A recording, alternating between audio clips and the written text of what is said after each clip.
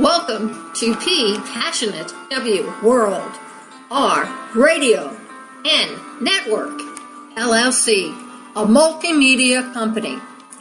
Ann Arbor, Michigan, Boston, Massachusetts, Liverpool, England, Melrose, Florida, Los Angeles, California, Fullerton, California, Washington, D.C., Chicago, Illinois are one of the many broadcast homes of PWRN, a multimedia company. The world in your hands. And now, without further ado, let me present to you one of our many hosts and their programs. Hi, this is Lee Merriweather, and you're listening to TV Confidential. If you only had a penny to your name, you'd go and buy her a bright and shiny ribbon for her hair. Just to see her smile, you'd catch a breeze and gladly fly her a kite and keep it dancing in the air. Ed Robertson welcoming you to TV Confidential, radio talk show about television. Roy Thinnes will join us in our second hour. Roy Thinnes, the actor known around the world as David Vincent on The Invaders and Jeremiah Smith on The X-Files. The X-Files, of course, returned to Fox earlier this month as part of a 6-part miniseries. We will ask Roy about his work on both of these iconic shows. Plus, we'll talk about General Hospital, the psychiatrist, some of the many mentors who have helped him throughout his life, as well as some of his other interests as an actor and an artist. Roy Thinnes will join us in our second hour. We hope you'll stay tuned for that. In the meantime, coming up later on in this hour, we will play part 2 of our conversation with Joseph Doherty and Dan Farron about the original Dragnet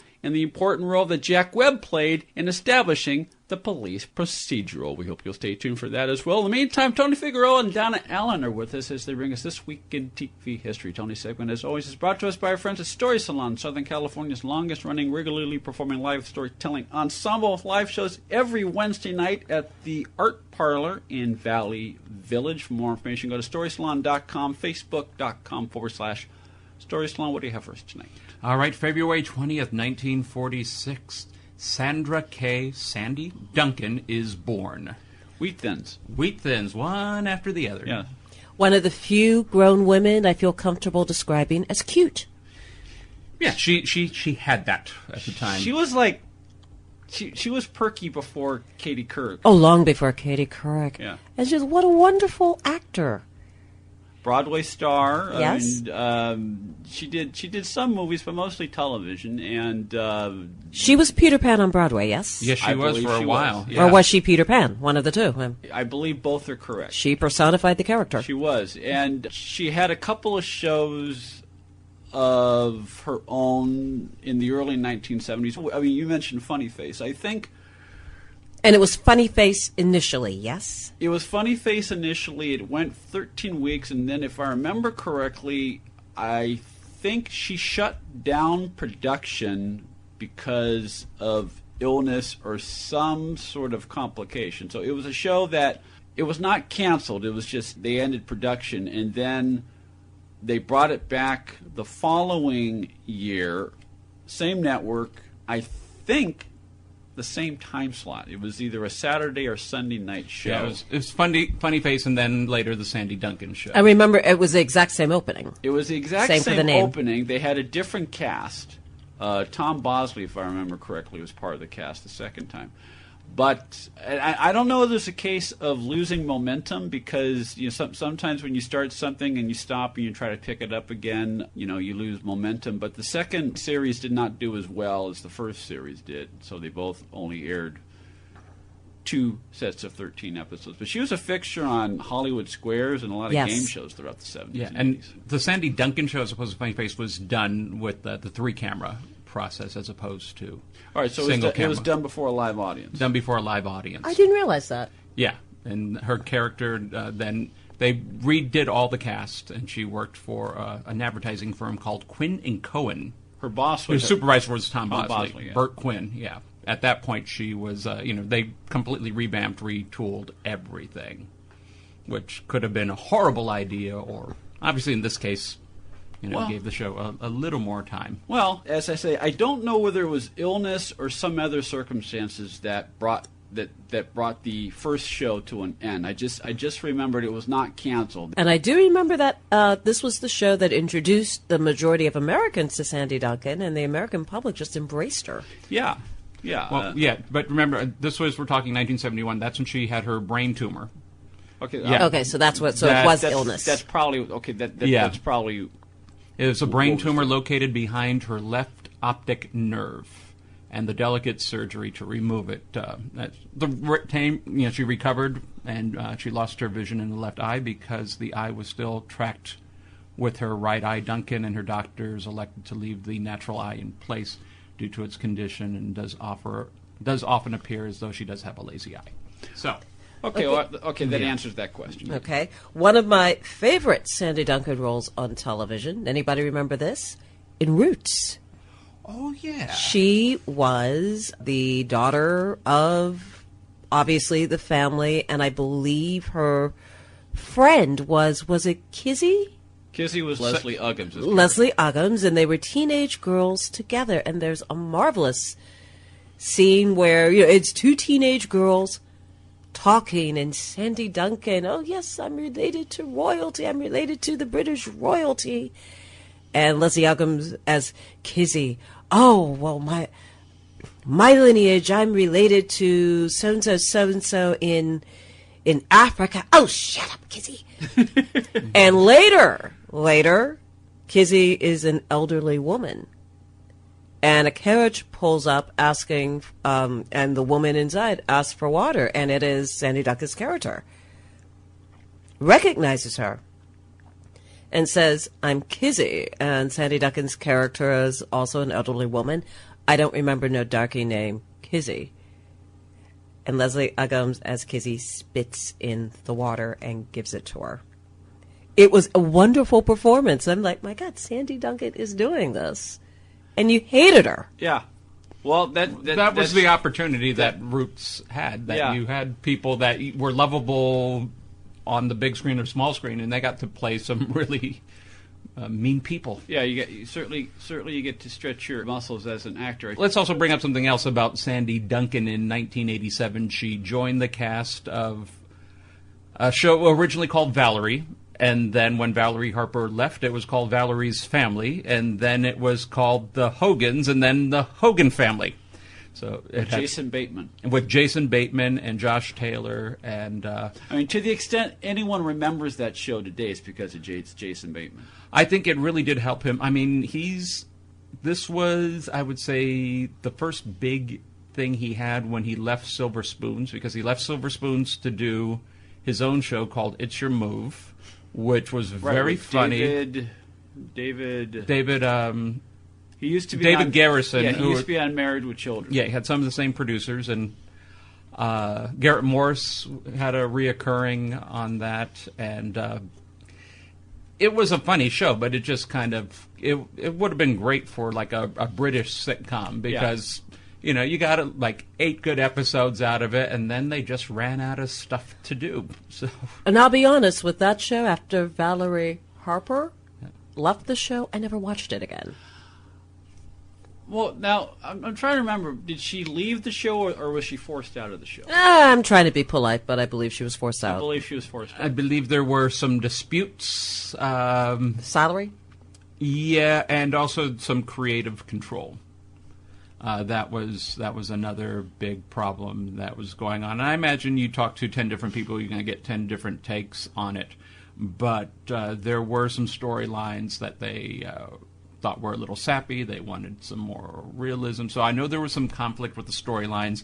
Oh, and realism, they killed off the main character. Yeah, title character. You don't get more real than that. But there were and there were some retooling of it, and so you had a suburban family.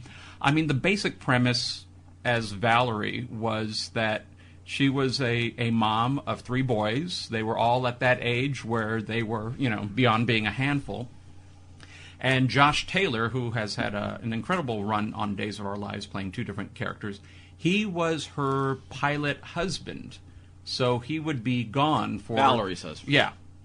Long stretches of time. So he was a pilot. He was in the opening credits. You'd always see him, in the opening credits in his pilot's uniform.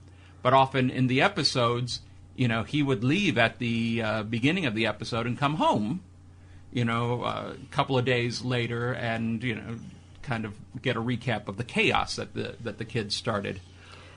And when they decided to kill off Valerie, that's when they brought in Sandy as Aunt Sandy. So that was Mike's... Her sister or his sister? His sister. Okay. And Josh Taylor also decided to leave Days of Our Lives, because he was doing both jobs at the same time, and dedicate more time to the sitcom, because he agreed with everyone that it would make sense that if the mother had died, the dad would make an effort to be much more home. Yeah. So he took a certain amount of bereavement, leave of absence, and all that. So part of the premise was that a certain amount of time had passed since Valerie was killed in a car accident, and once Aunt Sandy got settled in, he would go back to work. I'm just thinking aloud here. I mean, as I recall, Valerie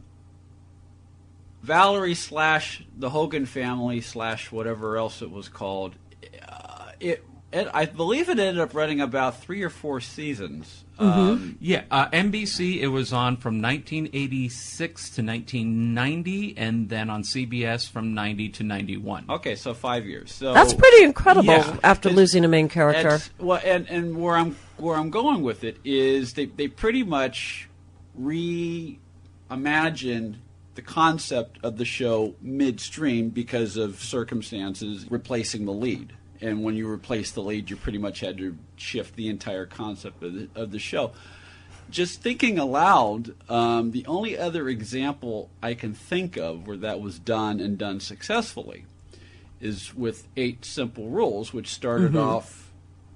Yeah, 8 Simple Rules, which started off with John Ritter as the focus, and when John Ritter died in the middle of the first season, I think it was the first season. It was the second season. Okay, the second season, okay. By necessity, they shifted the focus from the father to the mother. And by the time the show ended 3 years later, it was a completely different... I mean, the title is the same, but it was a completely different show. And I have a hard time imagining that happening in 2016. Well, it was very rare for anyone to attempt to... I mean, look, leads are replaced, cast members are replaced, but very rarely does a show continue when the lead actor dies. And the fact that they were able to continue for basically 2 seasons, that's remarkable in and of itself. Remember Charlie Sheen with 2.5 Men? Well, yeah, they got another... They got a couple of seasons. They got about 3 seasons out of that. Shannon Doherty, I would say, did it twice. Yeah, but neither of those actors died. No, and actually, they were also part of an ensemble. Right. Yeah, they were part of an ensemble. She left 90210. Her character just left. Yeah. In Charmed, her character was killed off. And certainly in the case of 2.5 Men, the concept did not change that radically. When you brought in Ashton Kutcher. Yeah. I mean, it was still basically the same. Yeah. Yeah, you had the same premise, just different character. It is remarkable seeing the various incarnations of Valerie from the original show to the Hogan family. And this means what it means. It's interesting in that Valerie Harper had 2 shows, both of which kept... For whatever reason or another, the producers kept tinkering with the concept throughout the entire length of those shows. And she did threaten to walk off of Rhoda at one time. And so I think everyone associated with this show knew what they were dealing with when they were dealing with... This is the person that you're dealing with. I think they decided to cut their losses and get rid of her. But again, you have a show that lasted... Well, there were many more episodes with Sandy than Valerie. As far as the